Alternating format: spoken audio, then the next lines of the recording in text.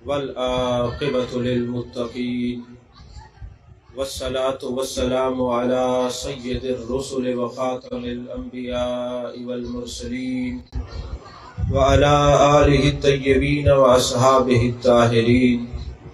أما بعد، فأعوذ بالله من الشيطان الرجيم. بسم الله الرحمن الرحيم. هو الأول والآخر والظاهر والباطن. صدق الله العظيم وصدق رسوله النبي الكريم الأمين المكين الرؤوف الرحيم. قال الله تبارك وتعالى في شان حبيبه مخبرا وآمرا: إن الله وملائكته يصلون على النبي يا أيها الذين آمنوا صلوا عليه وسلموا تسليما. اللهم صل على سيدنا ومولانا محمد وعلى آل سيدنا ومولانا محمد وبارك وسلم وصل عليه. الصلاة والسلام عليك يا رسول الله، الصلاة والسلام عليك يا حبيب الله، الصلاة والسلام عليك يا نبي الله، الصلاة والسلام عليك يا خير خلق الله. تمام تعریفیں اللہ تبارک و تعالیٰ کے لیے ہیں، جو خالق کائنات بھی ہے، مالک ششجہات بھی، جو احد بھی ہے، صمد بھی ہے، جس کی شان لم یلد بھی ہے ولم یولد بھی. لا تعداد ہدیہ درود و سلام بارگاہ سید الانام، شفیع رحمت، والی امت، شاہ خوباں، جان جانا، شہنشاہ حسینہ، سید سربراں، سیاہ لا مکاں، تتیمہ دوراں، سرخیل زہرہ جمالاں، رازدان ماوہا، شاہد ماتغا، صاحب علم نشرہ، معصوم آمنہ، احمد مجتبہ، حضرت محمد مصطفیٰ صلی اللہ علیہ وآلہ وصحبہ وبارک وسلم کی دربار ناز میں اپنی عقیدتوں، ارادتوں، محبتوں کا خراج پیش کرنے کے بعد اللہ جل مجدہ کی توفیق اور عطا سے آج ہم پھر ربیع الاول کی بہاروں کو لوٹنے لگے ہیں. محبوب علیہ الصلوۃ والسلام کا ذکر کر کے اور محبوب کا ذکر سن کے دلوں کو جلا اور تسکین بخشنے لگے ہیں. دوستو، بہت بڑی نعمت ہے اللہ اور اس کے رسول صلی اللہ علیہ وسلم کے ذکر میں جانا. ابھی یہ ہمارے بھائی ہیں، چھوٹے بھتیجے لگتے ہیں رشتے میں میرے. یہ جب میں آیا تو فرما رہے تھے کہ اب ان کے جو خطابات ہیں پوری دنیا میں سنے جاتے ہیں. یہ میں کوئی خوشامد نہیں کر رہا آپ لوگوں کی، نہ مجھے خوشامد کی عادت ہے. اگر یہ منزل آج مجھے ملی ہے کہ پوری دنیا میں یونیورسٹیز میں اور تمام عالم اسلام میں مجھے سنا جا رہا ہے، اس کی وجہ آپ لوگ ہیں. اس کی وجہ آپ لوگ ہیں. اور آپ کیسے ہیں؟ وجہ آپ کیسے ہیں؟ نہ آپ دن میں 4 5 پروگرام کراتے، نہ میں اتنا مطالعہ کرتا، نہ آج دنیا میں نام ہوتا. کیونکہ ابھی آپ تیسرا خطاب سننے لگے ہیں. آپ یقین فرمائیں، اس وقت آپ دیکھتے رہتے ہیں سوشل میڈیا کے ذریعے دنیا کے بڑے بڑے علماء اس خطہ اراضی پر تشریف لاتے رہتے ہیں. پوری دنیا کی کوئی خانقاہ ایسی نہیں کہ اس کے سجادہ نشین اس جگہ پہ تشریف نہ لائے ہوں. آپ کی نظر میں مجھے کہنے کی ضرورت نہیں. اور آج جو پوری دنیا میں مختلف زبانوں میں مختلف یونیورسٹیز کے اندر لیکچر ہو رہے ہیں، اور جب دنیا میں کسی عالم کو ضرورت پڑتی ہے کسی حوالے کی تو وہ فون کر کے کہتے ہیں ڈاکٹر سے فلاں بات کہاں لکھی ہوئی ہے. اس کا سبب آپ لوگ ہیں. اگر صبح سے لے کر شام تک پروگرام نہ ہوں، مجالس نہ ہوں، ذکر اذکار کی محافل نہ ہوں، یہ کثرت مطالعہ نہ ہو، تو آج ہم غیروں کی آنکھوں میں آنکھ ڈال کے بات کرنے کے قابل نہ ہوتے. یہ سلیقہ اور طریقہ آپ لوگوں کی وجہ سے اللہ نے عطا فرمایا. کیونکہ میرے آقا علیہ الصلوۃ والسلام نے فرمایا جو مخلوق خدا کا شکر گزار نہیں ہے وہ خالق کا شکر گزار نہیں ہو سکتا. اور یہ جو محافل اور مجالس ہم منعقد کرواتے ہیں، ان سے ہمیں فائدہ کیا ہوتا ہے؟ بخاری اور مسلم شریف کی حدیث پاک ہے، جانے جانا جانے کائنات صلی اللہ علیہ وسلم ارشاد فرماتے ہیں لوگ اللہ اور اس کے رسول کے ذکر کے لیے اکٹھے ہوں گے، مختلف قبیلوں سے، خاندانوں سے رشتہ داری نہیں، تعلق داری نہیں، صرف اللہ کے اور اس کے رسول کے ذکر کے لیے اکٹھے ہوتے ہیں۔ میرے آقا نے فرمایا وہ اکیلے نہیں آتے، جب وہ گھر سے چلتے ہیں تو 70,000 فرشتے اس کے ساتھ آتے ہیں، 70,000 فرشتے اس کے ساتھ آتے ہیں۔ اور شعب الایمان کی حدیث اور بخاری مسلم کی ملا کے عرض کر رہا ہوں، 70,000 فرشتے آتے ہیں کہ اس لیے کہ یہ جانے والا اللہ اور اس کے رسول کے ذکر کے لیے جا رہا ہے، اور ان کے سروں کے اوپر سایہ کرتے ہیں۔ جب محفل ختم ہوتی ہے فرشتے ایک دوسرے کو کہتے ہیں انہوں نے دنیا نہیں مانگی، یہ دولت کے لیے نہیں آئے، یہ کسی لالچ کے لیے نہیں آئے، یہ کسی غرض کے لیے نہیں آئے، یہ تو اللہ کی رضا کے لیے آئے ہیں۔ جب اللہ کے پاس وہ فرشتے جاتے ہیں، اللہ فرماتا ہے، طویل حدیث مختصر اس کا جو ہے مجموعہ پیش کر رہا ہوں، خلاصہ پیش کر رہا ہوں۔ اللہ فرماتا ہے فرشتوں گواہ ہو جاؤ، جتنے اس مجلس میں آئے ہوئے تھے میں نے سب کو بخش دیا، میں نے سب کو بخش دیا ہے۔ باری تعالیٰ اس میں بعض لوگ تقریر سننے نہیں آئے تھے، ذکر کی نیت سے نہیں آئے تھے، وہ تو لنگر کھانے کی نیت سے آئے تھے، ان کے بارے میں کیا حکم ہے؟ اللہ فرماتا ہے باقیوں سے پہلے میں ان کو بخشتا ہوں، ان کی بخشش کا پروانہ جاری کرتا ہوں۔ فرشتے عرض کرتے ہیں میرے مالک وہ تو کسی کو ملنے کے لیے آئے تھے، وہاں ذکر کی محفل لگی ہوئی تھی، بیٹھ گئے۔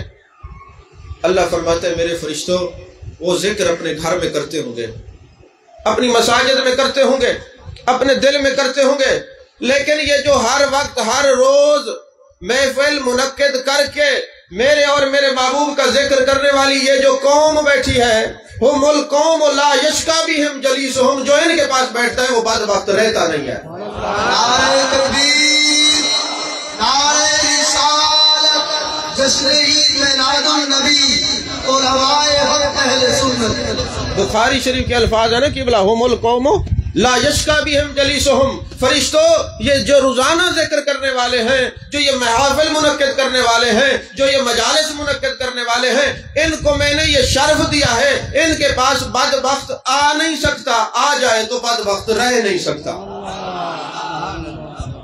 صحیح بخاری کی حدیث میں نے عرض کی، اور پھر وہ 70,000 فرشتے جو آپ آئے ہیں اللہ کی رضا کے لیے، ذکر سننے کے لیے۔ اب آپ کی ارادہ کیا تھا؟ وہاں جائیں گے ودوحا کے چہرے کا ذکر سنیں گے، واللیل کی زلفوں کا ذکر سنیں گے، ما زغ البصر وما طغى کی کاجل والی آنکھوں کا ذکر سنیں گے، لسان اللہ والی زبان کا ذکر سنیں گے، علم نشرہ کے سینے کا ذکر سنیں گے، ید اللہ والے ہاتھوں کا ذکر سنیں گے، محبوب کے معجزات کا، معراج کا، میلاد کا ذکر سنیں گے، آپ کے کمالات کا ذکر سنیں گے، اور کسی نیت کے لیے نہیں آئے۔ اب فرشتے کہتے ہیں یہ آئے کس لیے ہیں؟ یہ ہو سکتا ہے دنیا کی لالچ میں آئے ہوں، نہیں نہیں، یہ دنیا کی لالچ میں نہیں آئے، جانے جانا کا ذکر سننے کے لیے آئے ہیں۔ جب فرشتے دیکھتے ہیں کچھ نہیں مانگا، آئے تھے اور دعا کر کے اور تبرک کھا کے چلے جا رہے ہیں، کوئی سوال نہیں ہے، کوئی لالچ نہیں ہے، اور وہ فرشتے گھر تک جاتے ہوئے کہتے ہیں اے اللہ کے بندے تو آیا تھا محبت رسول میں، محبت رسول تجھے محبت خدا تک لے گئی ہے، جا تجھے اللہ نے بخش دیا ہے، بخش دیا ہے، بخش دیا،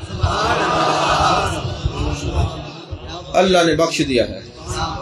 یہ محافل، یہ مجالس بخشش کا سبب تو ہیں۔ اس کے علاوہ پہلے میں حدیث پڑھتا رہتا ہوں کہ جو ان مجالس میں آ جائے ان اللہ یباہی بکم الملائکہ، وہ بیٹھا زمین پر ہوتا ہے، میلاد کی مجلس میں اللہ عرش پر ان پر فخر فرما رہا ہوتا ہے۔ ہو سکتا ہے ہمیں دنیا والے نہ جانتے ہوں، رشتہ دار نہ جانتے ہوں، عزیز و اقربا نہ جانتے ہوں، ارے میلاد رسول کی برکتیں دیکھیں، بیٹھے زمین پر ہیں، تذکر عرش بری پر ہو رہے ہیں، تذکر عرش بری پر ہو رہے ہیں۔ اور میرے آقا، میرے مولا، جان جانا، جان کائنات، مصطفیٰ جان رحمت صلی اللہ علیہ وآلہ وسلم ارشاد فرماتے ہیں، حدیث پاک کے الفاظ بڑے خوبصورت ہیں، آپ کا دل خوش ہو جائے گا۔ جو زبان کو تالا لگا کے بیٹھے وہ بھی سبحان اللہ کہیں گے۔ میرے آقا علیہ الصلوۃ والسلام فرماتے ہیں کہ میری امت میں کچھ لوگ ایسے آئیں گے انہوں نے مجھے دیکھا نہیں ہوگا، وہ جب مجالس سجا کے بیٹھیں گے وہ کہیں گے محبوب اتنے ہنسی ہیں، چہرہ نور والا ہے، آپ کے کمالات ایسے ہیں، آپ کے معجزات ایسے ہیں، انہوں نے مجھے دیکھا نہیں۔ وہ کہیں گے اے اللہ میرا مال لے لے، میری جان لے لے، میری اولاد لے لے، ایک دفعہ روح مصطفیٰ کا دیدار کروا دے۔ ارے وہ میری ملاقات کے لیے تڑپ رہے ہیں، میں ان کی ملاقات کے لیے بے چین ہوں۔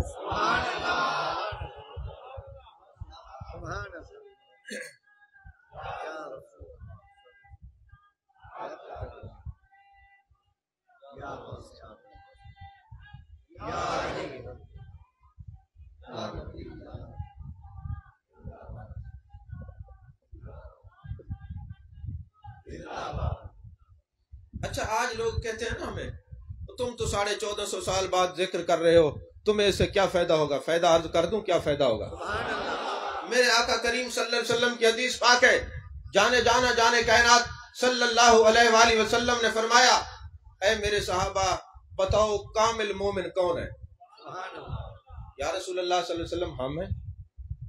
آپ نے فرمایا تمہارے کامل مومن ہونے میں تو شک ہی نہیں ہے، تم تو والضحیٰ کے چہرے کو دیکھتے ہو، واللیل کی زلفوں والے محبوب کو دیکھتے ہو، تمہارے سامنے تو وحی نازل ہوتی ہے، تمہارے سامنے تو قرآن اور صاحب قرآن دونوں نظر آتے ہیں، تمہارے مومن ہونے میں تو کوئی شک نہیں۔ میرے مالک پھر انبیاء مومن ہوں گے؟ فرمایا انبیاء تو کامل مومن ہیں، ان پر وحی نازل ہوتی ہے۔ پھر یا رسول اللہ صلی اللہ علیہ وسلم فرشتے مومن ہیں؟ فرمایا فرشتے مومن تو ہیں لیکن وہ تو نفوس کی کیفیات سے ورا اور ورا ہیں، وہ تو کھانے پینے سے عاجز ہیں، پاک ہیں، وہ تو اللہ کی تسبیح کرتے رہتے ہیں، ان کے کامل ہونے میں کوئی شک نہیں۔ یا رسول اللہ پھر اللہ اور اس کے رسول بہتر جانتے ہیں، پھر کامل مومن کون ہے؟ میرے آقا نے فرمایا میرے صحابہ تمہیں مبارک ہو 1 مرتبہ اور 20 مرتبہ مبارک ہو ان کو جنہوں نے مجھے دیکھا نہیں مگر بیٹھیں گے میری محفلیں سجا کر،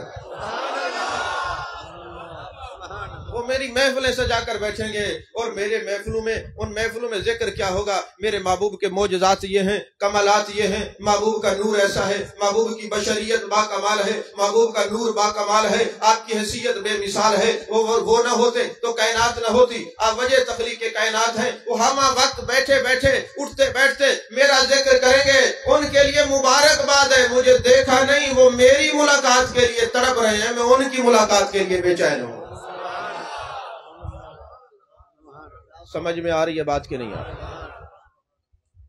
یقین فرمائیں میری دل سے آپ لوگوں کے لیے دعائیں نکلتی ہیں، ورنہ عموماً ایسے ہوتے ہیں نا کہ ایک ہی تقریر خطیب یاد کرتے ہیں، وہی ہند، وہی سندھ، وہی پنجاب، اور جہاں 7 تقریریں روز ہوں تو روزانہ مجھے نئی تقریر کرنی پڑتی ہے، اور تو حاجی صاحب بھی کہتے ہیں صحیح آج تک پرانی تقریر کی تھی میں، پھر میں کہتا ہوں یہ نہ کہیں آج پرانی تقریر پھر نہیں ہوتی ہے۔ تو عزیزان محترم یہ آپ لوگوں کے وجود کی برکت ہے کہ سیرت پر، حدیث پر، تفسیر پر ہر سال ربیع الاول کے موسم میں جہاں جہاں ہم بیان کرتے ہیں، بیان ختم ہوتا ہے تو تحریر شروع ہو جاتی ہے، تحریر ختم ہوتی ہے تو سفر شروع ہو جاتا ہے، سفر ختم ہوتا ہے تو تقریر شروع ہو جاتی ہے، ہم اپنی قسمت پہ رشک کرتے ہیں، میرے مالک ہم اٹھتے بیٹھتے جلوہ جانا میں گم رہتے ہیں، تو جو ہمارے ساتھ ہے اس کو بھی جلوہ جانا کی زیارت نصیب فرما دے۔ اللہ کا شکر ہے، لا تعداد شکر ہے۔ اب آپ کا ذوق بن گیا تقریر سننے، ابھی میں نے محفل کی فضیلت بتائی ہے اور آپ کی فضیلت بتائی ہے کہ محفل کی اور محفل میں آنے والوں کی کیا شان ہے، جو میرے آقا شان ہے غلاموں کی، زبان ہے میرے مصطفیٰ کی صلی اللہ علیہ وسلم۔ عزیزان محترم آپ کے سامنے میں نے قرآن پاک کی آیت پڑھی ہے، هو الاول والآخر والظاہر والباطن وهو بكل شيء علیم۔ اول اول بھی وہ، آخر بھی وہ، ظاہر بھی وہ، باطن بھی وہ۔ آج تقریر ذرا تصوف پہ ہوگی، ذرا دل کو سنبھال کے بیٹھنا، اب مجھ سے تصوف کے علاوہ تقریر ہوتی نہیں۔ آج جمعے کے بعد کتنا تصوف تھا، ہاں جی آپ نے تو سنی نہیں ہوگی کبھی ایسی، کیونکہ بلا ایسے ہے نا۔ تو هو الاول والآخر والظاہر والباطن، یہ اللہ کی صفات ہے، اللہ کی شانیں ہیں، اللہ کی عظمتیں ہیں۔ اور شاہ عبدالحق محدث دہلوی علیہ الرحمہ نے جب مدارج النبوت شروع کی تو مقدمے میں یہی آیت لکھی، اور شاہ عبدالحق کیا فرماتے ہیں؟ یہ خدا کی تعریف بھی ہے، مصطفیٰ کی بھی تعریف ہے، یہ حمد کے الفاظ بھی ہیں، یہ نعت کے بھی الفاظ ہیں، کیونکہ بعض جگہ پر ہمیں مغالطہ ہوتا ہے، وہ اول ہے تو وہ تو ہے اول، اول سے پہلے کون اول ہو سکتا ہے؟ وہ آخر ہے تو آخر، خدا کا تو آخر نہیں ہوتا، وہ ظاہر ہے تو نظر نہیں آتا، باطن تو سمجھ میں آتی ہے، تو پھر ماننا پڑے گا اول بھی مصطفیٰ ہیں، آخر بھی مصطفیٰ ہیں، ظاہر بھی مصطفیٰ ہیں، باطن بھی مصطفیٰ ہیں۔ اول بھی وہ، آخر بھی وہ، ظاہر بھی وہ، باطن بھی وہ۔ اور پھر خود ہی مثال دیتے ہیں، فرماتے ہیں کھجور کی جب گٹھلی تم لگاتے ہو، کھجور کی گٹھلی لگی، کونپل پھونٹی، پھر وہ درخت بنا، پھر اس کے اوپر پھل لگے، پھر آخر میں آپ نے پھل کھایا، پھر وہی گٹھلی جو لگائی تھی اول بھی وہ، اول بھی وہ، آخر بھی تو، ظاہر بھی وہ، باطن بھی وہ۔ اب سوچیں گے اب اول کیسے ہیں؟ فرمایا اول ما خلق اللہ نوری، سب سے پہلے اللہ نے میری تخلیق کی ہے۔ جب اللہ نے فرمایا الست بربکم، کیا میں تمہارا رب نہیں؟ سب سے پہلے جو روح مقدسہ بولی قالوا بلا، وہ میرے آقا کی روح تھی۔ وہاں اقرار کرنے میں اول، وہاں بننے میں اول، وہاں میرے آقا کا نور جو ہے بننے میں اول۔ آپ اول بھی ہیں۔ اول ما خلق اللہ نوری، فرمایا سب سے پہلے اللہ نے میری تخلیق کی، اور پھر بننے میں اول۔ جب قیامت کا دن ہوگا اور یہ لوگ اپنی قبور سے نکلیں گے، سب سے پہلے جو میرے آقا اپنی مزار مقدسہ سے جلوہ گر ہوں گے، سب سے پہلے جنت میں آپ داخل ہوں گے، سب سے پہلے آپ سجدہ ریز ہوں گے۔ اب دروازے جنت پہ جا کے دستک دیں گے، جنت کا فرشتہ رضوان پوچھے گا تم کون ہو؟ آپ فرمائیں گے آنا محمد صلی اللہ علیہ وسلم۔ وہ کہیں گے مجھے اللہ نے فرمایا ہے میرا محبوب اول ہے، جب تک وہ جنت میں داخل نہیں ہوگا دروازہ نہیں کھولنا، یہ جنت بنی مصطفیٰ کے لیے ہے، یہ جنت بنی میرے مصطفیٰ صلی اللہ علیہ وسلم کے لیے ہے۔ ہاں جی، شفاعت میرے مصطفیٰ فرمائیں گے سب سے پہلے، جنت میں میرے آقا پہلے جائیں گے۔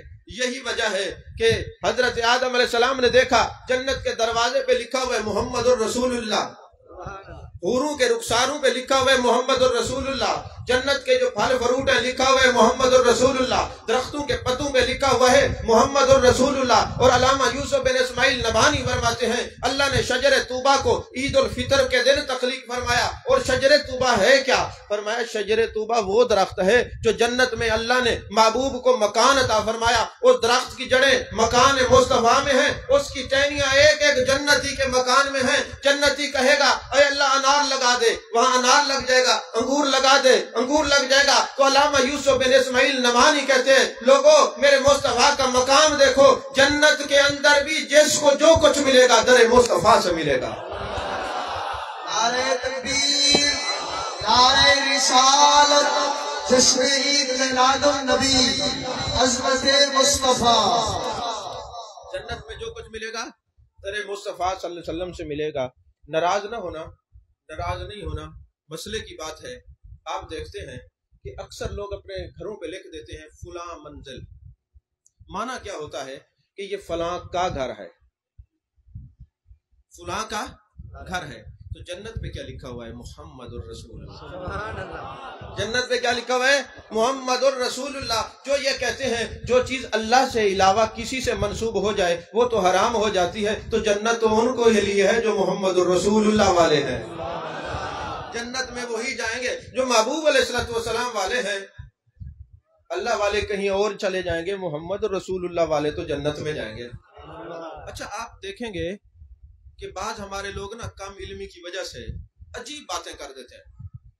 ایک صاحب مجھے کہنے لگا ڈاکٹر صاحب بات یہ ہے ہم خدا کے علاوہ کسی کو نہیں مانتے۔ میں نے کہا ہم تمہیں منانے کی کوشش بھی تو نہیں کر رہے، ہم تو کوشش ہی نہیں کر رہے۔ اب کوئی ہمارے گال پڑ جاتے رفع الیدین کیوں نہیں کرتے؟ میں نے کہا ہم نے تمہیں کہا ہے تم کیوں کرتے ہو؟ جب ہم تمہیں نہیں چھیڑتے تم ہمیں نہ چھیڑو۔ تصوف کی دنیا میں آؤ، ذرا آؤ تو صحیح، ہم نے کب کہا ہے ادائے مصطفیٰ باقی نہیں رہے گی؟ باقی رہے گی، لیکن بات تو ذرا تمیز سے کرو نا۔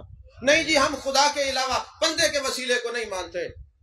جو بندہ آپ کو یہ کہے میں خدا کے علاوہ بندے کے وسیلے کو نہیں مانتا، یاد رکھنا پہلا جواب قرآن سے ہے، دوسرا جواب عقل سے ہے۔ اللہ فرماتے یا ایھا الذین آمنوا اتقوا اللہ وابتغوا الیہ الوسیلہ، سورۃ مائدہ ہے، آیت نمبر 35 ہے۔ قرآن آپ کے گھر میں ہے، آپ اٹھا کے دیکھ لیں۔ اللہ نے فرمایا اے ایمان والو میری طرف آنے کے لیے وسیلہ تلاش کرو۔ وہ کہتے میں نہیں مانتا۔ میں نے کہا تمہیں کہا بھی نہیں ہے، کہا بھی ایمان والوں کا، جن کو کہا ہے وہ وسیلہ مانتے ہیں، جن کو کہا ہے وہ وسیلہ مانتے ہیں۔ اچھا یارو وہ کہتے ہیں بندے سے جو چیز منسوب ہو جائے ہم اس کو نہیں مانتے۔ میں نے کہا پھر آج کے بعد مرے ہوئے جانور کھایا کرو، ذبح کیے ہوئے جانور نہ کھایا کرو، کیونکہ جو کھڑے کھڑے جانور مر جاتا ہے وہ حلال ہوتا ہے کہ حرام؟ اس کو مارا کس نے ہے؟ موت دینے والا کون ہے؟ حیات دینے والا کون ہے؟ تو جو پھر جانور خود بخود مر جائے وہ تو حرام ہو گیا۔ مارا کس نے ہے؟ اللہ نے۔ تمہارا قانون ہے اللہ کے علاوہ بندے سے جو منسوب ہو جائے تم وہ کھاتے نہیں ہو۔ ارے کسائی کا ذبح کیا ہوا تم کھا جاتے ہو، میں حیرت میں ہوں، میں تم پر حیران ہوں، مجھے تمہاری عقل پہ جو ہے ماتم کرنے کو دل کرتا ہے. تم کون سی توحید لیے پھرتے ہو؟ تم کہتے ہو وسیلہ نہیں مانتے. جو جانور خدا مارتا ہے وہ حرام ہو جاتا ہے، جس کو قصائی ذبح کرتا ہے وہ حلال ہو جاتا ہے. عجیب بات ہے، تم ماننے پہ آؤ تو قصائی کا وسیلہ مان لیتے ہو، انکار کرنے پہ آؤ تو عرب کے ماہی کا وسیلے کا انکار کر دیتے ہو. نہیں سمجھ آئی؟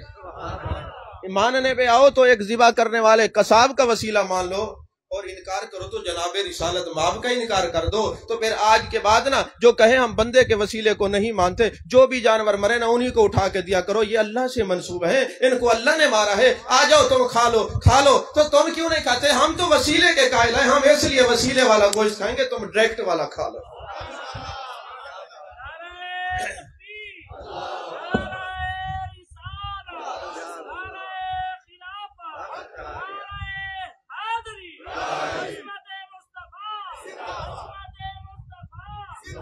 اب بیٹھے ہو، زندہ باد زندہ باد.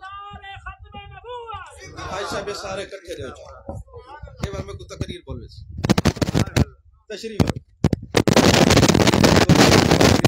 روز بول کہہ رہا تھا. اب ماننے پہ آئیں تو ایک قصاب کا وسیلہ مانتے ہیں اور انکار کرنے کے لیے آئیں تو پھر رسالت ماب کے وسیلے کا انکار کرتے ہیں. اول تو یہ تعریف ہی غلط ہے کہ اللہ کے نام سے علاوہ بندے سے جو چیز منسوب ہو جاتی ہے وہ حرام ہو جاتی ہے. مجھے یہ بتائیں شناختی کارڈ پہ ولدیت بندے کی ہے یا کسی اور کی ہے؟ اچھا مجھے یہ بتائیں، آپ کا تو یہ ایک خیال ہے کہ اللہ کے علاوہ جو چیز بندے سے منسوب ہو جائے حرام ہو جاتی ہے. آپ نے جو گاڑی لی ہے وہ کس کے نام ہے؟ جو آپ نے مکان لیا وہ کس کے نام ہے؟ جو آپ نے رجسٹری کرائی وہ کس کے نام ہے؟ جو آپ نے گھر کا میٹر لگایا وہ کس کے نام ہے؟ ارے بندے خدا کے جب تک بندے کا بندہ نہیں بنتا خدا کا بندہ بن ہی نہیں سکتا. سمجھ میں آ رہی ہے بات کہ نہیں آ رہی؟ پھر تو میٹر لگا کے جو نل کا چلے گا جو غسل کرے گا حرام. شناختی کارڈ رکھنا ہاں جی پھر تو چھٹی ہو گئی، بچتا ہی کوئی نہیں. ہم تو دنیا میں بھی بغیر وسیلے کے نہیں ہیں، ماں باپ کے وسیلے سے آئے ہیں. ہم تو وسیلے کے قائل ہیں، کیونکہ قائل اس لیے اللہ نے فرمایا ایمان والو وسیلہ مانگو، وسیلہ تلاش کرو. ہر ایک کو کہا نہیں، جن کو کہا ہے وہ آج بھی وسیلے کے قائل ہیں، وہ کل بھی وسیلے کے قائل ہیں. سمجھ میں آ رہی ہے بات؟ دیکھو ہم تصوف والے ہیں، صوفی مزاج والے ہیں، ہم کسی سے اختلاف نہیں کرتے، مگر ہمیں یہ تو حق حاصل ہے کہ جو حقائق ہیں وہ تو بیان کریں نا. ان کو تو کریں گے. ہم نے کسی کو نام لیا، کسی کو گالی دی، کسی کو برا بھلا کہا، اہل علم کا یہ وتیرہ ہی نہیں ہے. لیکن جو اپنا نظریہ اور عقیدہ ہے یہ ڈیوٹی ہے. آپ جو میرے پاس آئے ہیں تو کچھ خیرات لے کے ہی جائیں نا. اور عقیدے کی خیرات یقین کریں، عقیدہ درست نہیں ہوگا نا آپ کا عمل بیکار جائے گا. ذہن نشین رکھیں، عقیدہ پہلے عمل بعد میں. عقیدہ بہتر ہوگا تو پھر آپ کا عمل بھی صحیح ہے، اور عقیدہ بہتر نہیں ہے تو آپ کا عمل بیکار جائے گا. تو میں عرض کر رہا تھا هو الاول، وہ بننے میں اول، هو الآخر، هو الاول والآخر. اور وہ آخر کیسے ہیں؟ میرے آقا کیسے آخر ہیں؟ فرمایا انا خاتم النبیین لا نبی بعدی، میں ختم نبوت کا تاج پہن کے آیا ہوں. اچھا ایک بات سوچنے کی ہے. ایک سوال قائم ہوا کہ جناب میرے آقا علیہ الصلوۃ والسلام امام الانبیاء ہیں، سید المرسلین ہیں، جانے جانا ہے، جانے کائنات ہیں، وجہ تخلیق کائنات ہیں، آخر جب اتنی عظمتوں کے مالک ہیں آخر میں کیوں؟ اگر اتنی شان کے مالک ہیں تو آخر میں کیوں؟ اور اللہ فرماتے کنتم خیر امہ، محبوب تیری امت ساری امتوں سے اعلیٰ، یہ امت بھی اعلیٰ، یہ نبی بھی اولا و اعلیٰ. ہاں جی یہ امت بھی اعلیٰ، نبی بھی اولا و اعلیٰ. پھر یہ آخر میں کیوں؟ آپ اٹھائیں ساری کتابیں، جواب دینے والا ایک مرد مجاہد ہے جس کو اعلیٰ حضرت فاضل بریلی علیہ رحمہ کہتے ہیں. شاہ احمد رضا خان اللہ تیری قبر پہ کروڑوں رحمت نصیب فرمائے. آپ نے جواب دیا، اور فتاوی رضویہ کی 30ویں جلد کے اندر آپ نے جواب لکھا. بات دراصل یہ ہے، فرماتے ہیں یہی سوال جانے جانا سے ہوا، جانے کائنات سے ہوا، مصطفیٰ جانے رحمت سے ہوا صلی اللہ علیہ وسلم. یا رسول اللہ آپ بھی اولا و اعلیٰ، آپ بھی بالا و اعلیٰ، آپ کی امت بھی اعلیٰ، پھر آخر میں کیوں؟ میرے آقا نے فرمایا یہی سوال میں نے اپنے رب سے کیا. میرے رب، میں بنانے والا، میں بننے والا، آپ بنانے والے، بنانے والا بھی اعلیٰ، بننے والا بھی اعلیٰ، بنانے والا با کمال، بننے والا بے مثال، نہ بنانے والے کی کوئی مثال، نہ بننے والے کی کوئی مثال، تو پھر آخر میں کیوں؟ اللہ نے فرمایا میرے محبوب بات دراصل یہ ہے، تیری وجہ سے تیری امت مجھے بڑی پیاری ہے، تیری وجہ سے میری امت بڑی پیاری ہے۔ پہلے جو امت قوم عود آئیں، سمود آئیں، یہ لوط علیہ السلام کی قوم آئی، ان پر میں نے جو عذاب دیا ہے نا، تیری امت کو پتا ہو ان کی رسوائیاں ان کے سامنے ہوں کوئی بات نہیں، اگر میں اس کو پہلے بھیجتا اور ناراض ہوتا، ان کی رسوائیاں ان کے سامنے ہوتی، یہ میں برداشت نہیں فرماتا، اس لیے آخر میں بھیجا ہے، تیری وجہ سے آخر میں بھیجا ہے کہ ان کی رسوائیاں ان کے سامنے ہوں، ان کی رسوائیاں کسی کے سامنے نہ ہوں۔ بننے میں اول، آنے میں آخر۔ گٹھلی کی مثال یاد رکھنا، حضور غزالی زمان نے مسئلہ ہی حل کر دیا، فرمایا گٹھلی کو دیکھنا، پہلے وہی لگی، آخر میں پھر وہی۔ سیب کو دیکھو، بیج لگا، درخت بنا، سیب بنا، کھولا، پھر وہی بیج، اول بھی وہی، آخر بھی وہی۔ اچھا میرے آقا علیہ السلام کے غلاموں، نبی کے صحابہ نے اس بات کے علاوہ کچھ سمجھا ہی نہیں کہ آپ خاتم النبیین ہیں۔ ابو مسلم خولانی رضی اللہ تعالیٰ عنہ میرے آقا کے صحابی ہیں، آپ یمن میں رہتے تھے، وہاں ایک لانتی نے، پلیت نے، اسود انسی نے جھوٹی نبوت کا دعویٰ کیا، آپ صحابی رسول تھے۔ آپ یاد رکھنا، ختم نبوت کی چوکی دارہ کرنا کسی صرف مولوی کا فرض نہیں ہے، کسی پیر کا فرض نہیں ہے۔ یہ میرا جملہ لے کے جائیں اور دل کی تختی پہ لکھ لیں اور رات کی تنہائیوں میں بیٹھ کے میرا جملہ سوچنا، یہ جو ختم نبوت کا چوکی دارہ ہے، نماز دن میں 5 مرتبہ فرض ہے، روزہ سال میں 1 مہینہ فرض ہے، زکوٰۃ صاحب نصاب پر فرض ہے، حج صاحب استطاعت پر فرض ہے، اور ختم نبوت کا چوکی دارہ ہر مسلمان پہ ہر سانس پر فرض ہے، ہر لمحہ فرض ہے، ہر سانس پر فرض ہے۔ عزیزان محترم، جب اسود انسی نے جھوٹی نبوت کا دعویٰ کیا، ابو مسلم خولانی کو بلایا اور کہنے لگا تجھے پتہ ہے کہ میں اللہ کا نبی ہوں؟ فرمانے لگے میں سنتا ہی نہیں ہوں، کیا کہہ رہے ہو؟ میں سنتا ہی نہیں ہوں۔ اس نے کہا میں اللہ کا نبی ہوں معاذ اللہ۔ آپ نے فرمایا میرے کان بند ہے، مجھے کچھ نہیں سنائی دے رہا۔ اس نے کہا میں کہہ رہا ہوں کہ معاذ اللہ میں جھوٹا نبی ہوں، کہتے میرے کان ہی بند ہیں، یہ جملہ سننے سے قاصر ہیں۔ اس نے کہا حضرت محمد صلی اللہ علیہ وسلم اللہ کے آخری نبی ہیں، خدا کی قسم صحیح کہہ رہے ہو، صحیح کہہ رہے ہو، سن رہا ہوں سن رہا ہوں سن رہا ہوں۔ اور میرے آقا نے فرمایا جو میرے صحابہ کے راستے پر ہوگا جنت میں جائے گا، اور صحابہ کا راستہ کیا ہے؟ اپنے سرکار کے علاوہ کسی کا سننا ہی نہیں ہے، توجہ کرنی نہیں ہے، غور کرنا نہیں ہے۔ جب اس نے دیکھا یہ نہیں مانتا، اس نے کہا اس کو اٹھا کے آگ میں ڈال دو، اٹھا کے آگ میں ڈال دو۔ جب آگ میں ڈالا، آگ بجھ گئی اور نمرود والی آگ کی طرح ٹھنڈی ہو گئی، اور پھر وہاں سے در بدر انہوں نے کر دیا، ملک بدر ہو کے جب آپ مسجد نبی شریف میں آتے ہیں، میرے آقا دنیا سے تشریف لا چکے ہیں اور حضرت صدیق اکبر کا زمانہ ہے، حضرت فاروق اعظم آئے، انہوں نے دیکھا کہ ایک نیا بندہ مسجد نبی شریف میں نماز پڑھ رہا ہے۔ آپ رک گئے، فرمایا کہاں سے آئے ہو؟ انہوں نے کہا حضور یمن سے آئے ہوں۔ فرمایا اچھا یہ بتاؤ وہاں ہمارے ایک پیر بھائی ہیں، نبی کے صحابی ہیں، ابو مسلم خولانی رضی اللہ تعالیٰ عنہ کا نام ہے، تم اس کو جانتے ہو؟ انہوں نے کہا حضور میں ہوں۔ سینے سے لگایا، پکڑ کے سیدنا صدیق اکبر رضی اللہ تعالیٰ عنہ کے پاس لے گئے اور عرض کرنے لگے حضور اللہ کا شکر یہ ہے کہ نار نمرود ٹھنڈی ہوئی تھی حضرت ابراہیم پر، ہم نے دیکھی نہیں۔ آج اس امت کے اندر جس پر نار ٹھنڈی ہو گئی وہ حضرت ابو مسلم خولانی ہیں۔ اے اللہ تیرا شکر ہے کہ عمر ابن الخطاب کو اس کی زیارت کروا دی ہے،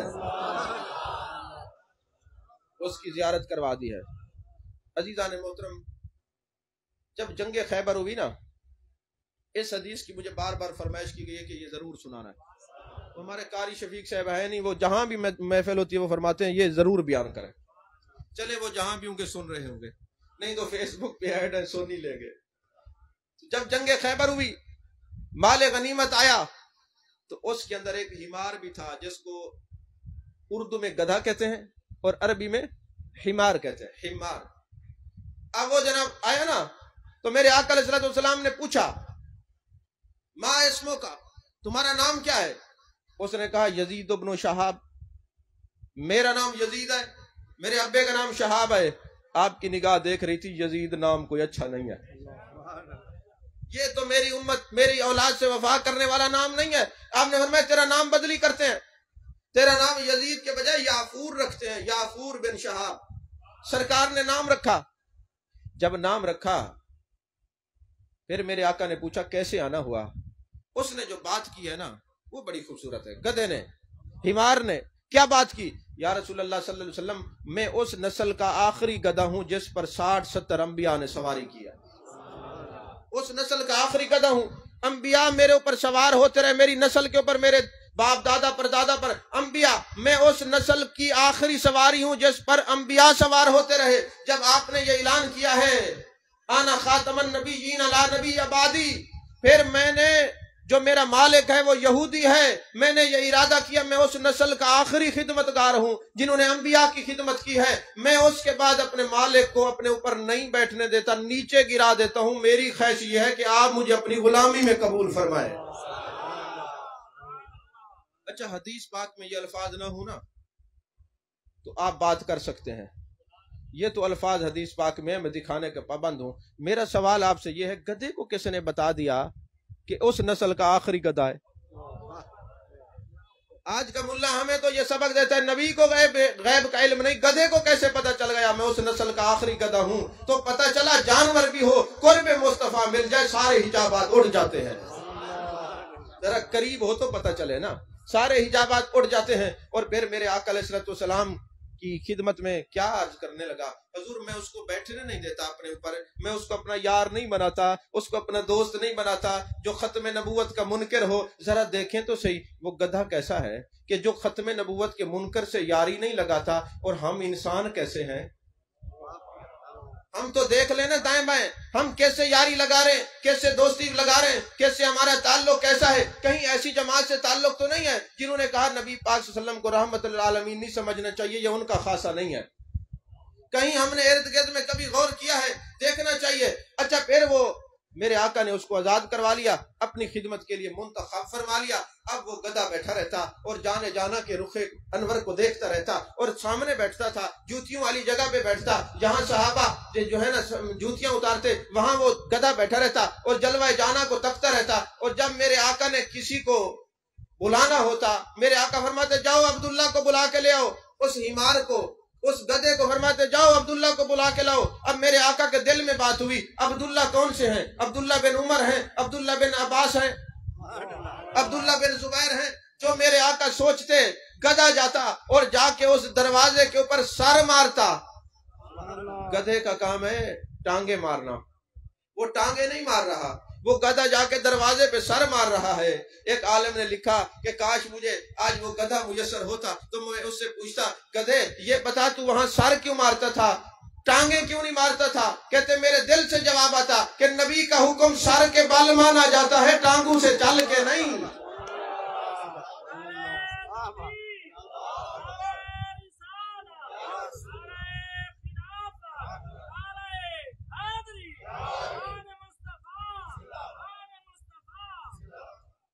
میرے استاد محترم بیکیے وقت شیخ القرآن حضرت علامہ مولانا منظور احمد فیضی رحمت اللہ علیہ، سب کہیں رحمت اللہ علیہ، وہ فرمایا کرتے تھے آخر سبب کیا ہے، آخر وجہ کیا ہے کہ یہ جا کے دروازے پہ سر مارتا ہے، اندر نہیں جاتا۔ جب صحابی آتے ہیں آنکھ سے اشارہ کرتا ہے میرے آقا تمہیں یاد فرما رہے ہیں، آنکھ سے اشارہ کرتا ہے میرے آقا یاد فرما رہے ہیں۔ کہتے ہیں میرے دل میں بات آتی جانور ہے کوئی شریعت کا مکلف تھوڑی ہے، اگر چلا جاتا تو چلا جاتا، وہاں صحابیہ سے کوئی پردہ اس پر فرض تو نہیں ہے، لیکن جاتا کیوں نہیں؟ کہتے ہیں مجھے عالم وجدان میں جواب ملا منظور احمد فیضی تم کیسا سوال کرتے ہو، مجھ پر شریعت لاگو نہیں ہے، عشق مصطفیٰ تو لاگو ہے۔ جس آنکھ سے میں رخ مصطفیٰ سے دیکھتا ہوں خدا کی قسم اس آنکھ سے کسی اور کو نہیں دیکھتا۔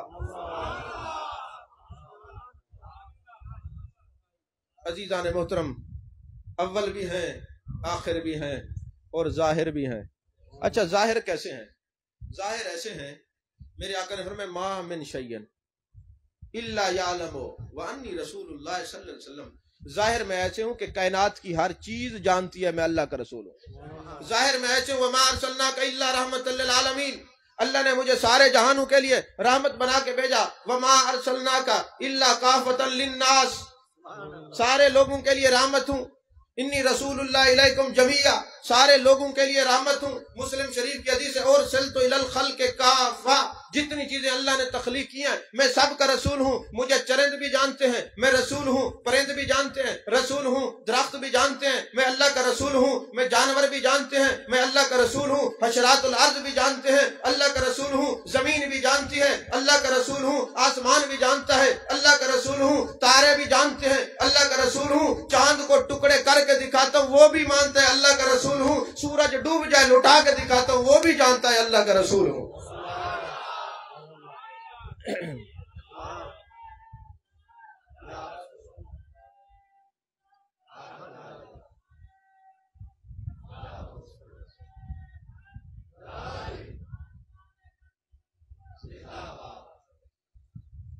نعرے تھوڑے کم لگائیں، ٹائم تھوڑا ہے۔ ہاں جی، ابھی تو تمید باندھ رہے ہیں تو ٹائم کافی گزر گیا تمید باندھتے باندھتے۔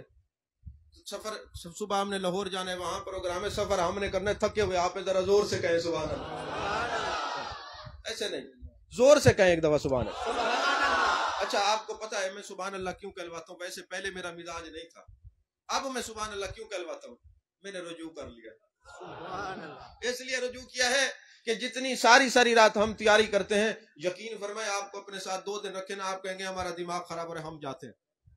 تو چلیں کم از کم آپ ذرا بیدار ہو کے تقریر تو سنیں، اور پھر جب آپ سبحان اللہ کہیں گے، جب زمین پہ کوئی سبحان اللہ کہتے، عرش بری پہ حدیث پاک اللہ فرماتے اس کا رزق میں اضافہ کر دو، اس کی بخشش کر دو، اس کی بخشش کر دو۔ اب زمین پہ سبحان اللہ کہہ رہے ہیں، اللہ فرما رہے یہ سچے ہیں، یہ سچے ہیں، یہ سچے ہیں۔ ادھر آپ کہہ رہے ہیں اللہ تو پاک ہے، عرش سے آواز آتی ہے تم سچے، تم کہتے ہو اللہ تو پاک، وہ فرماتے ہیں تم سچے، ادھر سے آواز آتی ہے اللہ تو پاک، ادھر سے آواز آتی ہے تم سچے۔ جتنی دیر سبحان اللہ کہو گے سچوں میں نام لکھواتے رہو گے۔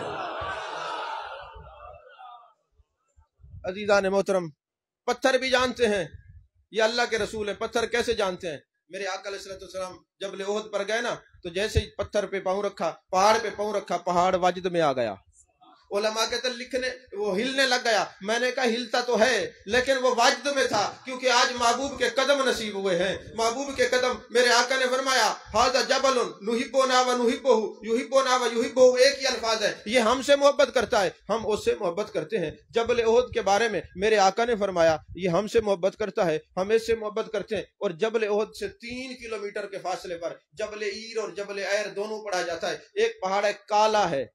میرے آقا نے فرمایا یہ ہم سے بغض رکھتا ہے یہ جہنم میں جائے گا۔ جانے جانا آپ پتھروں کے بارے میں فرما رہے ہیں یہ جنتی ہیں، ہم سے محبت رکھتے ہیں، اور ان کے بارے میں فرما رہے ہیں یہ بغض رکھتا ہے یہ جہنمی ہے۔ یا رسول اللہ صلی اللہ علیہ وسلم آخر ہمیں کیوں بتا رہے ہیں؟ آپ نبی ہیں، وہ مخلوق ہے، امتی ہیں، وہ جانے آپ جانے، ہمیں کیوں بتا رہے ہیں؟ فرمایا بات دراصل یہ ہے تمہیں پتہ چل سکے کہ جب پتھروں کی محبت رسول محبت رسول محبت رسول اپنے نبی سے محبت نبی کی نگاہ سے چھپی ہوئی نہیں ہے، جب پتھر کی محبت میری نگاہ سے چھپی نہیں ہے، امتیوں تمہاری محبت میری نگاہ سے کیسے چھپ سکتی ہے؟ اور پھر جب پتھر کا بغض نہیں چھپا میری نگاہ سے تو امتی کے منافق جو امتی ہیں ان کا بغض کیسے چھپ سکتا ہے؟ اور پھر ایک بات اور بھی ہے، تمہیں اگر دیکھنا ہو چلتا پھرتا جنتی تو محبت رسول والے کو دیکھو، چلتا پھرتا جہنمی دیکھنا ہو تو بغض رسول والے کو دیکھو۔ فرمایا بتانے کا مقصد یہ تھا، کبھی دل کر پڑتا انسان ہے کہ میرے مالک جنتی بھی دیکھنا ہے جہنمی بھی دیکھنا ہے۔ میرے آقا نے فرمایا میں نے پتھروں کے بارے میں وضاحت کر دی ہے، دیکھ لو جو مجھ سے محبت کرتا ہے وہ جنتی ہے، جو مجھ سے بغض رکھتا ہے وہ جہنمی ہے۔ توجہ ہے؟ جو مجھ سے محبت رکھتا ہے وہ جنتی ہے۔ اچھا پھر پتھر ایسے محبت رکھتے ہیں۔ ایک دفعہ میرے آقا علیہ السلام رفع حاجت کے لیے گئے، دلائل النبوت کے اندر ہے، آپ نے فرمایا صحابہ کو جگہ تلاش کرو جو اوٹ والی ہو، پردے والی ہو، ہم نے وضو فرمانا ہے۔ انہوں نے کہا حضور کوئی جگہ ہے نہیں۔ آپ نے فرمایا یہ جو درخت کھڑے نا ان کو کہو تمہارے نبی نے حکم دیا کہ دیوار بن جاؤ۔ درخت دیوار بن گئے۔ فرمایا جتنے پتھر پڑے ہیں میرا پیغام سنو کہ یہ دیوار بن جائے۔ پتھر دیوار بن گئے۔ اب میرے آقا علیہ السلام کو تو وہ پتھر بھی جانتے ہیں۔ اچھا پھر آگے چلیے، حضرت سیدنا صدیق اکبر رضی اللہ تعالیٰ عنہ کے گھر میں 2 پتھر تھے، ایک کا نام تھا متقا، ایک کا نام تھا متکلم۔ لکھنے والا مولوی زکریا فضائل حج کے اندر، توجہ ہے، اور بھی کتابوں میں ہے، لیکن حوالہ اس لیے دے رہا ہوں آپ کو مل جائے گی، تبلیغی جماعت والوں کے پاس یہ کتاب ہے، وہاں سے آپ کو یہ میسر آئے گی۔ ابو بکر صدیق کے گھر میں 2 پتھر ہیں، متکا، متکلم۔ اب جو متکا ہے نا، جیسے میرے آقا حضرت ابو بکر صدیق کے گھر میں جاتے نا، وہ پتھر ایسے سرکتا محبوب کے پاس آتا، آپ تکیہ لگا لیتے۔ متکا ہے تکیہ سے، تکیہ لگا دیتے۔ اور وہ متکلم کیا ہے، جتنی دیر جانے جانا صدیق اکبر کے گھر میں بیٹھے رہتے، وہ پڑھا کرتا الصلاۃ والسلام علیکہ یا رسول اللہ، الصلاۃ والسلام علیکہ یا حبیب اللہ۔ جتنی دیر میرے آقا صدیق اکبر کے گھر میں رہتے، یہ متکا تکیہ بن جاتا، متکلم درود پڑھتا، واہ صدیق اکبر، واہ صدیق اکبر، تیری عظمت میں قربان جائیے، تیری تو شان عقل سے اور سمجھ سے باہر ہے، تیرے گھر کے پتھر بھی میرے نبی سے محبت کرتے ہیں۔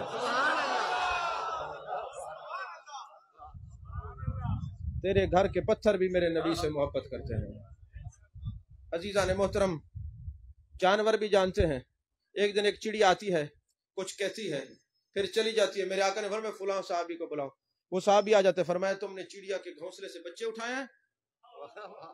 ابھی یہ شکایت کرنے کے لیے جاؤ، گھونسلے میں بچے دوبارہ رکھ دو۔ وہ چڑیا بھی جانتی ہے، جانا ہے تو اس در پہ سوال کرنا ہے۔ اچھا آپ بڑے سمجھدار اور پنچایتی لوگ بھی بیٹھے، مجھے ایک بات تو بتائیں، چڑیا کو پتا ہے کوئی تکلیف ہو تو اس در پہ جانا ہے، اونٹ کو پتا ہے ادھر جانا ہے، ہرنی کو پتا ہے ادھر جانا ہے، پھر تمہارے سے تو جانور کا عقیدہ یہ ہے کہ در رسول سے مانگو تو خدا سے مانگا جاتا ہے، جدا نہیں ہے۔ اور تم کہو بھر دو جھولی میری یا محمد کہنا شرک ہے، تو ذرا اپنے عقیدے کو جانچو تولو۔ اگر نبی سے مانگنا شرک ہوتا تو اللہ نے کیا فرمایا، وَأَمَّا السَّائِلَ فَلَا تَنْهَرْ، محبوب جو تمہارے در دولت پہ آ جائے عطا کرنا ہے، جھڑکنا نہیں ہے۔ سمجھ میں آ رہی ہے بات؟ اب وہ جانور بھی آتے ہیں۔ اچھا موسم بھی میرے آقا کو جانتا ہے، موسم بھی جانتا ہے۔ جیسے جنگ خندق ہو رہی تھی، اتنی ٹھنڈک تھی کہ خون باڈی کے اندر جم گیا۔ میرے آقا نے فرمایا کون ہے جو دشمنوں کی خبر لائے؟ حضرت حذیفہ بن الیمان رضی اللہ تعالیٰ عنہ کھڑے ہوتے ہیں، حضور مجھے حکم فرمائے لیکن یہ میرا خون جم رہا ہے، اتنی ٹھنڈ ہے۔ میرے آقا نے فرمایا اے موسم میرے صحابی پہ گرم ہو جا۔ حضرت حذیفہ کہتے ہیں خدا کی قسم، رب کعبہ کی قسم، سب کو ٹھنڈ لگ رہی تھی اور مجھے گرمی سے پسینہ آ رہا تھا۔ ایک موسم وہی ہے، ایک پر گرم ہے ایک پر ٹھنڈا ہے، کیونکہ موسم بھی جانتا ہے یہ میرے رسول ہیں، ان کا کہنا ہم نے ماننا ہے۔ ایک دن حضرت بلال رضی اللہ تعالیٰ عنہ فرماتے میں نے اذان دی، بڑی سردی تھی، بندے نماز پڑھنے کے لیے بہت کم سستی کی حالت میں آ رہے ہیں۔ میرے آقا نے پوچھا بلال خیر ہے؟ آج بڑے سست ہو کے لوگ آ رہے ہیں۔ میں نے عرض کی حضور ٹھنڈ بڑی ہے۔ فرمایا اچھا آپ نے ہاتھ اٹھائے، بس ہاتھ اٹھانے کی دیر ہے۔ جو بھی صحابی آتے ہاتھ والا پنکھا ہاتھ میں، ابھی ٹھنڈ تھی پتہ نہیں گرمی کیسے ہو گئی۔ میں نے کہا میرے مصطفیٰ کی دعا کا اثر دیکھیں۔ حضرت مولا علی کرم اللہ وجہ کریم کو جب آپ نے لعاب لگایا، اس کے بعد کیفیت یہ ہو گئی آپ کو گرمیوں میں ٹھنڈ لگتی تھی اور سردیوں میں گرمی لگتی تھی۔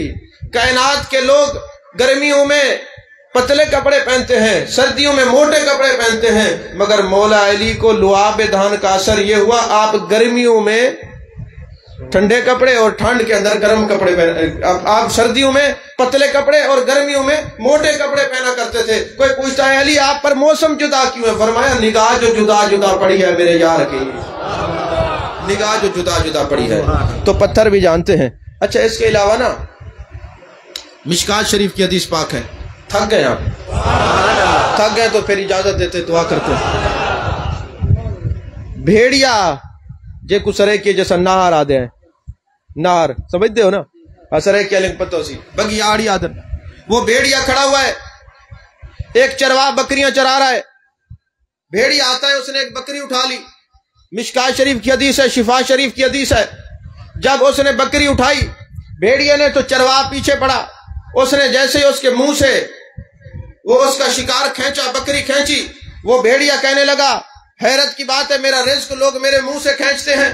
جیسے ہی اس نے یہ سوچا تو چرواہ کہتے ہیں عجیب بات ہے، آج جنگل کے بھیڑیے بھی بولنے لگے ہیں۔ اس نے کہا میں تجھے ایسے عجیب تر بات نہ بتا دوں، ایسے عجیب تر بات نہ بتا دوں۔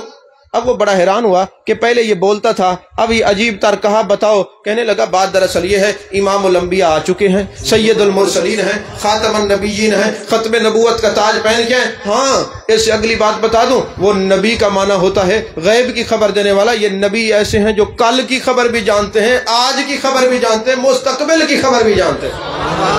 مشکات شریف ہو تو لے آؤ، میں تمہیں دکھاتا ہوں. یہ حدیث پاک ہے. تقریر کون کر رہے؟ بھیڑیا. اور کہہ رہے علم غیب مصطفیٰ پر تقریر کر رہا ہے، اور وہ کہہ رہے کہ وہ کل کی بھی، آج کی بھی، مستقبل کی بھی خبر جانتے ہیں. تو آج کا ملا کہے نبی کو علم غیب نہیں، تو اس سے تو وہ بھیڑیا اچھا ہے، تو اس سے وہ بگیاڑ اور نہر اچھا ہے. وہ کہہ رہے نبی کو علم ہے.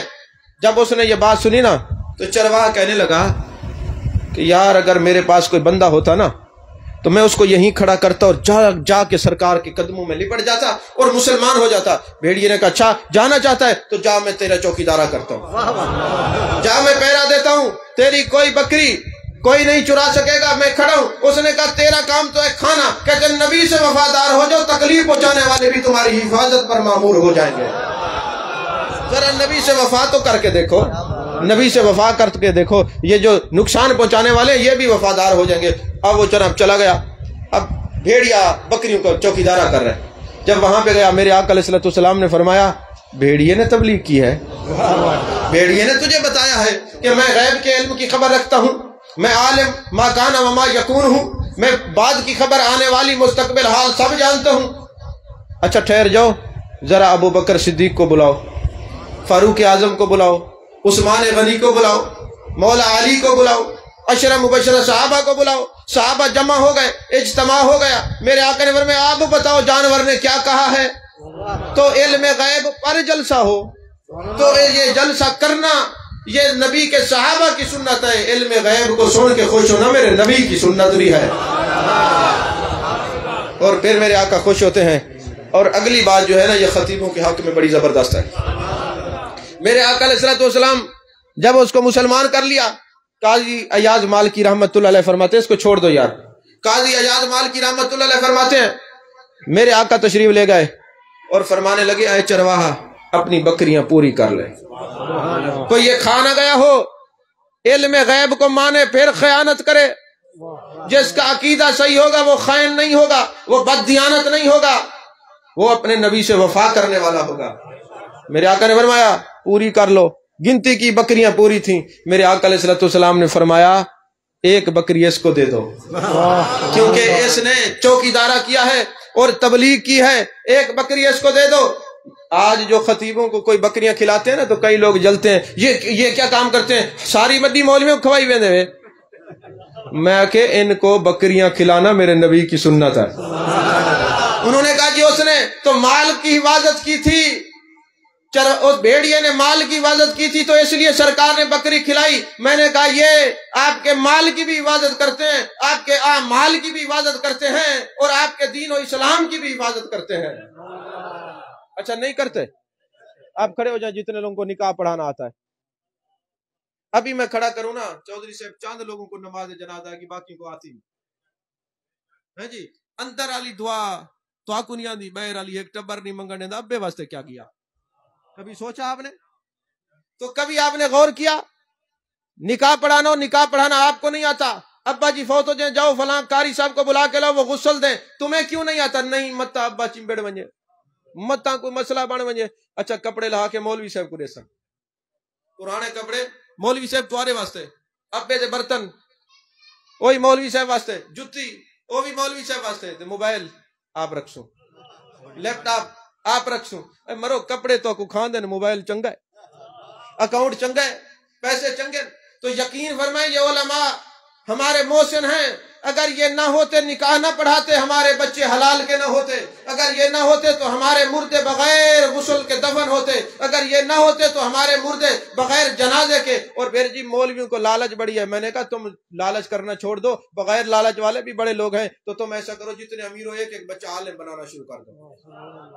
کیوں جی ایک بچہ عالم بنانا شروع کر دو. آپ جو مرضی ہے کہتے رہیں، علماء کے خلاف تان بازی کرتے رہیں، زبان درازی کرتے رہیں. آج کل تو ویسے جو انتظامیہ مساجد کی یہ بھی فرعون بنی ہوئی ہے. اگر مولوی صاحب نے سیدھی بات کر دی مسجد سے نکال دیا، 6 مہینے بعد یہ مولوی کو نکال دیتے ہیں۔ عجیب ہے ان کی طبیعتیں ہیں۔ جس آدمی کو گھر سے بیگم جوتیاں مارتی ہے وہ بھی آ کے اوے مولوی صاحب آج 5 منٹ لیٹ کیوں آئے تم؟ اور پھر حالت یہ ہے 100 روپیہ دیں گے، وہ بھی 25 تاریخ گزر جاتی ہے، پیسے مولوی صاحب کی تنخواہ دے، وہ فلانے نہیں دیتے، فلانے نہیں دیتے۔ وہ خدا کا خوف کرو، یہ تو محسن ہے، اگر یہ نہ ہوتے تو کیا ہوتا؟ اگر یہ نہ ہوتے تو پھر آج ہمارے بچوں کو کلمہ کون سکھا رہا ہے؟ آپ یقین کریں کئی دفعہ آپ کے سامنے لوگ بیعت ہونے کے لیے آئے تو جب ہم ان کو لا الہ الا اللہ محمد الرسول اللہ پڑھاتے ہیں وہ رسول اللہ پڑھتے ہیں۔ لوگوں کا کلمہ ہی سیدھا نہیں ہے، جس کو پہلا کلمہ ہی درست نہیں آتا وہ بھی اٹھ کے فتوے لگاتا ہے جی علماء نے یہ کیا، علماء نے یہ کیا۔ میں نے کہا تمہارا جو دل کرتا ہے کہتے رہو، ہمیں تمہاری پرواہ نہیں ہے۔ کیوں؟ میرے آقا نے فرمایا خیرکم من تعلم القرآن وعلمہ، تم میں سے سب سے بہتر وہ ہے جو قرآن پڑھے اور پڑھائے، دین سیکھے اور سکھائے۔ ہمارے نبی نے کہا تم اچھے ہو، ہمیں تمہاری باتوں پر توجہ ہی نہیں کرنی، میرے نبی نے جو کہہ دیا تم اچھے ہو۔ نہیں سمجھ آئی؟ میرے آقا دیکھ رہے تھے کل کو یہ احسان مند ہونے کے بجائے ان کے خلاف زبان درازی کریں گے، لہذا یہ نہ ہو کہ یہ دین چھوڑ دیں، ان کے دل رنجیدہ ہو جائیں، تو میں ہی کہہ دوں خیرکم من تعلم القرآن وعلمہ، کہ جو تم میں سے بہتر وہ ہے جو دین سیکھتے بھی ہیں اور سکھاتے بھی ہیں، قرآن پڑھتے بھی ہیں اور پڑھاتے بھی ہیں۔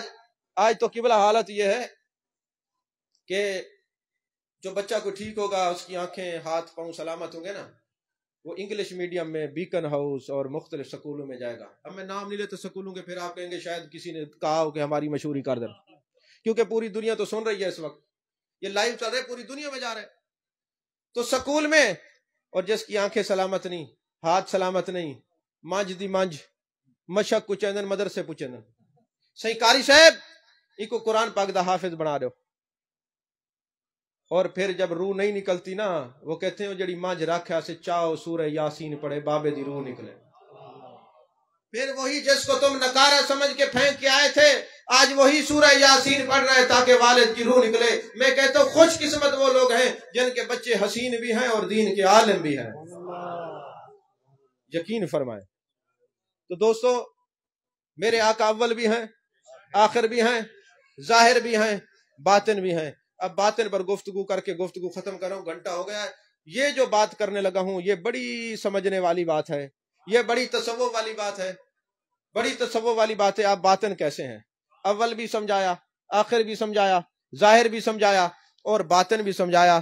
باطن کیسے ہیں؟ میرے آقا نے فرمایا اے ابو بکر میری حقیقت کو میرے رب کے سوا کوئی جانتا نہیں، کوئی پہچان نہیں سکتا۔ محمد سر وحدت ہیں، کوئی ان کی رمز کیا جانے، شریعت میں تو بندہ ہے، حقیقت میں خدا جانے۔ ایسے چھپے ہوئے ہیں، ایسے چھپے ہوئے ہیں، اگر تصوف پہ بات کریں تو بات کہیں دور چلی جائے گی، کوئی پہچانتا نہیں۔ یہی وجہ ہے میرے آقا علیہ الصلوۃ والسلام ایک جنازے میں جاتے ہیں، جب واپس آتے ہیں تو حضرت ام المومنین حضرت عائشہ پاک عرض کرتی ہیں یا رسول اللہ صلی اللہ علیہ وسلم آپ پر بارش ہو رہی ہے؟ میرے آقا نے فرمایا نہیں بارش تو نہیں ہو رہی۔ میرے آقا نے فرمایا تجھے بارش نظر آ رہی ہے؟ ام المومنین فرماتی ہیں عرض کرتی ہیں یا رسول اللہ مجھے بارش نظر آ رہی ہے۔ آپ نے فرمایا تم نے کوئی میری چادر تو نہیں اوڑھی ہوئی، تم نے میری کوئی چادر تو نہیں اوڑھی ہوئی؟ تو دیکھا جیسے گھر میں عورتوں کی عادت ہوتی ہے نا، دروازے پہ دستک کو جو کپڑا ملتا ہے سر پہ رکھ لیتی ہیں، ایسے دیکھا تو محبوب کا جو تہبند مبارک تھا نا ام المومنین نے سر پہ رکھا ہوا تھا، سر چھپایا ہوا تھا۔ میرے آقا نے فرمایا اے عائشہ یہ میرے تہبند کی برکتیں ہیں، حجابات اٹھ گئے ہیں، انوار و تجلیات کی تجھے بارش نظر آ رہی ہے، ایسی بارش تو ہر وقت میرا رب مجھ پر برساتا رہتا ہے۔ یہ چادر کی برکت ہے، جس کے اوپر چادر آ جائے حجابات اٹھ جاتے ہیں، اور جن کے سر پہ ہاتھ آ جائے وہ کھڑے ہوتے ہیں مدینے کی مسجد میں اور کہہ رہے ہوتے یا ساریہ الی الجبل یا ساریہ الی الجبل یا ساریہ الی الجبل۔ وہ غیب کے پردے ہٹا دیے جاتے ہیں، ساری چیزیں نظروں کے سامنے ہوتی ہیں۔ اسی لیے تو فرمایا ان رحمت اللہ قریب من المحسنین، جو محبوب کے قریب ہو جاتا ہے حجابات اٹھ جاتے ہیں، پردے اٹھ جاتے ہیں، پھر وہ کھڑے مسجد نبی میں ہوتے ہیں اور 400 میل کے اوپر کہہ رہے ہوتے ہیں اے ساریہ پہاڑ کی طرف جا، اے ساریہ پہاڑ کی طرف جا۔ ان کے یہ حجابات، یہ زہری آنکھیں۔ ایک دن میرے آقا تشریف فرما ہے، وضو فرما رہے ہیں، ایک پرندہ آتا ہے آپ کا موزہ مبارک، یعنی جو چمڑے کی جرابیں اس کو موزہ کہتے ہیں نا، اس پرندے نے اٹھایا، اس کو الٹ کیا تو کالا سانپ نکلا۔ صحابہ نے جب دیکھا عرض کی یا رسول اللہ صلی اللہ علیہ وسلم سانپ کو کیسے پتہ چلا موزے کے اندر، پرندے کو کیسے پتہ چلا موزے کے اندر سانپ ہے؟ آپ نے فرمایا ابھی پوچھ لیتے ہیں۔ پرندے کو طلب فرمایا، جب طلب فرمایا تجھے کیسے پتا چلا؟ یا رسول اللہ جب آپ بیٹھے ہوئے تھے تو زمین سے لے کر آسمان تک نور ہی نور تھا، میں نے جب نور کو کراس کیا حجابات اٹھ گئے اور مجھے یہ چھپا ہوا سانپ نظر آنا شروع ہو گیا جو میرے آقا کے وجود کے قریب ہوتا ہے۔ وہ کپڑا ہو تو اس کپڑے کے اندر یہ کمال پیدا ہو جاتا ہے کہ اس سے حجابات دور ہو جاتے ہیں، کپڑا قریب ہو تو حجابات دور کر دیتا ہے۔ پھر جو ابو بکر صدیق اتنے قریب ہیں، جو غار میں بھی ساتھ تھے، آج مزار میں بھی ساتھ ہیں، ان کے دیکھنے کا عالم کیا ہوگا؟ توجہ ہے آپ کی؟ اچھا ایک اور بات، ایک دن نا میرے آقا علیہ السلام قبرستان میں جنت البقیع میں تشریف لے گئے۔ جب جنت البقیع میں تشریف لے گئے نا تو حضرت عائشہ ڈھونڈتی ڈھونڈتی وہاں پہنچی۔ بات تصوف کی، ذرا دل تھام کے سننا، دل تھام کے سمجھنا میں نے کیا کہا ہے۔ میرے آقا وہاں تشریف فرما تھے۔ اچھا میرے آقا فرماتے ہیں مجھ پر لی ما اللہ کا ایک مقام ایسا آتا ہے، میں اللہ کے ساتھ ہوتا ہوں، اس مقام تک نہ آج تک کوئی نبی پہنچا ہے نہ کوئی رسول پہنچا ہے۔ یہ حدیث پاک ہے۔ اور مولانا روم نے یہی فرمایا مقام لی ما اللہ خود فرمودائی من ندانم بندائے یا حق تو بھی، ترجمہ نہیں کرتا میں، جو سمجھنے والے میری بات کو سمجھ گئے۔ مقام لی ما اللہ خود فرمودائی من ندانم بندائے یا حق تو ہی، اب میں نہیں جانتا، اب میں جانتا ہی نہیں۔ حضرت عائشہ گئی، آپ نے فرمایا السلام علیکم۔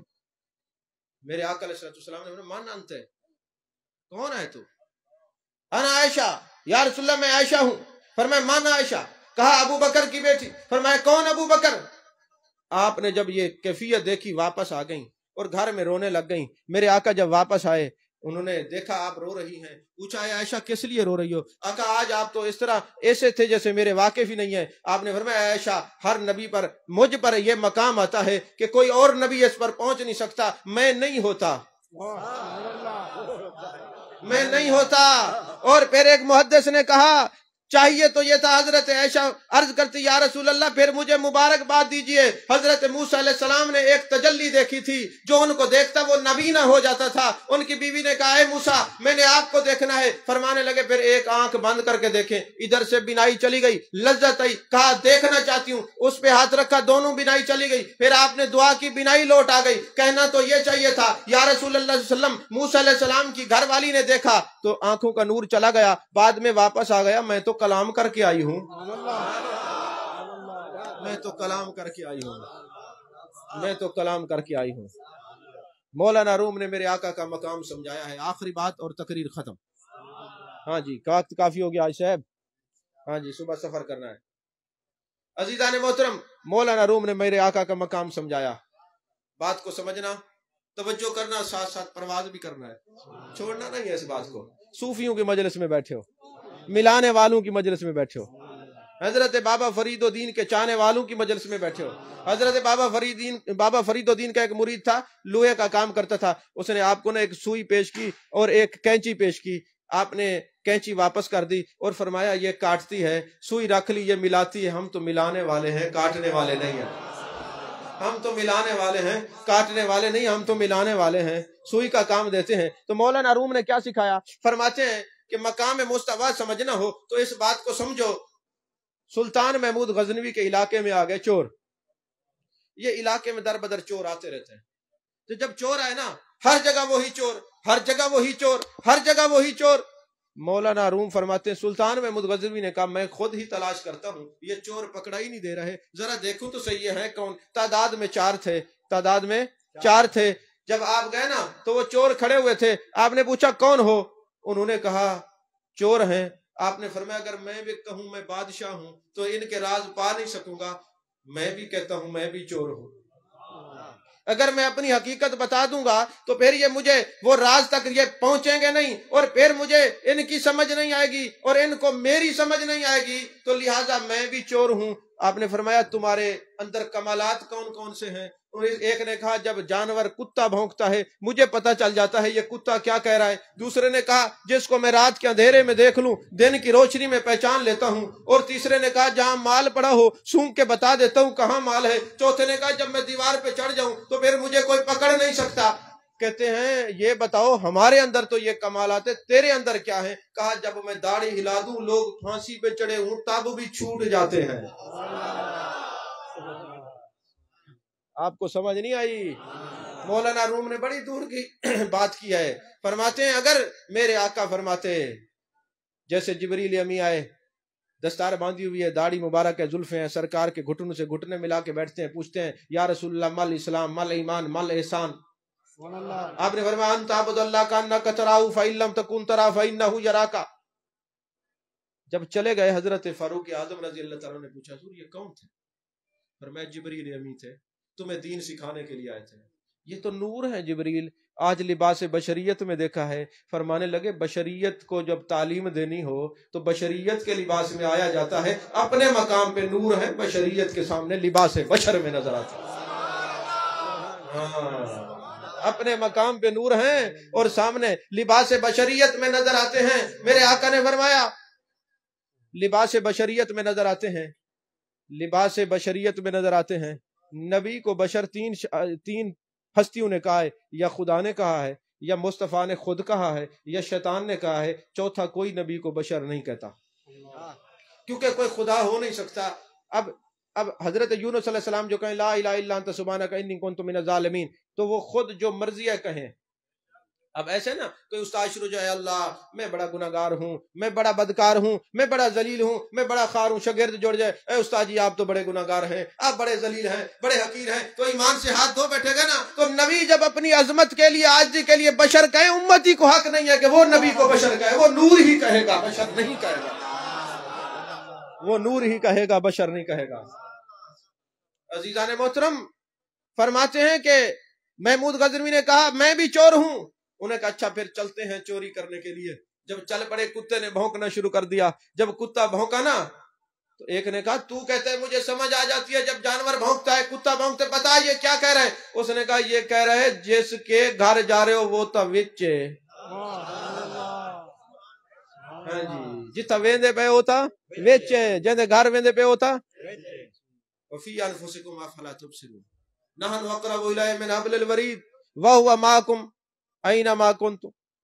جہاں تم وہیں میں تمہارے اندر ہوں، دیکھتے کیوں نہیں؟ کہا مینا عرفات مزدلفہ جانا ادائے مصطفیٰ ہے، لیکن ہے وہ اندر ہی نہیں سمجھ، وہ اندر ہے. کہتے جس کے گھر جا رہے ہو تو وہ تو اندر ہے. اور جب چلے گئے اور وہاں پہ سامان وغیرہ اٹھا لیا، جب سامان اٹھا لیا تو سلطان محمود غزنوی نے کہا کہ تقسیم کر لیتے ہیں. انہوں نے کہا لگتا ہے اس شعبے میں نئے نئے آئے ہو، لوٹا رات کو جاتا ہے، تقسیم دن میں کیا جاتا ہے. راتی جاگیں شیخ صدامیں، رات نو جاگن کتے تینسی اتے، در مالک دا چھڑ دینی باویں مارو سو سو جتے تینسی اتے. اٹھ بلیا یار منا لے نہیں تے بازی لے گئے کتے تینسی اتے. تو فرماتے ہیں اچھا بتاؤ تو صحیح کہاں سے تمہارا پتہ ملے گا؟ انہوں نے کہا یہ ہمارا ایڈریس ہے. صبح سلطان محمود غزنوی نے ان کو بلا لیا. جب آئے نا محفل میں، جب محفل میں کتنے تھے تم؟ جی 5 تھے. تم تو 4 ہو، 5واں کدھر ہے؟ اس میں جو ایک کھڑا تھا جو رات کے اندھیرے میں جس کو دیکھتا دن میں پہچان لیتا. اس نے کہا حضور جان کی امان پہوں تو کچھ عرض کروں. کہا بولو. کہا وہ یار کل ہوکڑی رات والا ویس وٹا کے وط آیا. نہیں سمجھ آئی؟ جب مقام ہوگا مقام محمودہ پر، میرے آقا وہاں کھڑے ہوں گے اور یہ عاشق جائیں گے، وہاں پہ سما ہوگا، میرے آقا کی جلوہ گری ہوگی، وہاں دیکھ کے سب کہیں گے ارے وہ تو یہی محبوب ہیں جن کے ودھا کا چہرہ تھا، واللیل کی زلفیں تھیں، ما ذغل بصر وما طغیٰ کے کاجل والی آنکھیں تھیں، ید اللہ والے ہاتھ تھے، علم نشرہ کا سینہ تھا، لسان اللہ والی زبان تھی. سب کہیں گے، اللہ کہے گا اے منافقو تم بھی کہو یا محمد، عاشقو تم بھی کہو یا محمد، ابو جہل تم بھی کہو یا محمد، ابو لہب تم بھی کہو یا محمد، اپنے بھی کہو یا محمد، بیگانے بھی کہو یا محمد. اسی لیے اعلیٰ حضرت نے کہا آج لے ان کی پناہ، آج مدد مانگ ان سے، پھر نہ مانے گے قیامت میں اگر مان گیا. وہاں تو تم مانے گا، اگر وہ نہ مانے میرا ہے تو پھر کیا کرو گے؟ آج مان. تو پھر ان چاروں نے کہا حضور ہم نے تو اپنے فن کا مظاہرہ کر دیا، ہم نے تو بتا دیا، اب آپ بھی کوئی کرم کریں. آپ نے کہا میں داڑھی ہلا دوں تو لوگ پھانسی کے پھندے سے چھوٹ جاتے ہیں. آپ نے انعام دیا اور کہا ان کو چھوڑ دو، یہ مقام شفاعت ہے، یہ مقام شفاعت ہے. تو دوستو یہ محبتیں اللہ کرے باقی رہے. یقین فرمائیں یقین فرمائے اس وقت آپ سے بڑا خوش قسمت کوئی نہیں. کوئی ہوٹلوں میں بیٹھا ہوگا، کوئی دوستوں میں بیٹھا ہوگا، کوئی پتہ نہیں کون کون سی مجالس میں بیٹھا ہوگا، آپ ذکر رسول میں بیٹھے ہیں. اور آتا وہی ہے جس کو میرے آقا بلاتے ہیں. قرآن اس بات کا گواہ ہے. عرش پہ 2 جلسے ہوئے ہیں. ایک جلسہ ہوا ہے توحید کا، ایک جلسہ ہوا ہے رسالت کا. جب توحید کا جلسہ ہوا نا تو سارے لوگ تھے، اپنے بھی تھے، پرائے بھی تھے، کافر بھی تھے، مسلمان بھی تھے. جب رسالت کا جلسہ ہوا تو صرف رسول ہی تھے. تو قرآن کیا بتا رہا ہے؟ جب توحید کا جلسہ ہوگا، 10 لاکھ کا اجتماع ہوگا، اپنے پرائے سارے ہوں گے. جب میلاد ہوگا صرف وہی ہوں گے جن کو اللہ بھی پسند کرے گا، اس کے رسول بھی پسند کرے گا. اللہ میری حاضری کو قبول فرمائے. آمین. وآخر دعوانا الحمدللہ رب العالمین.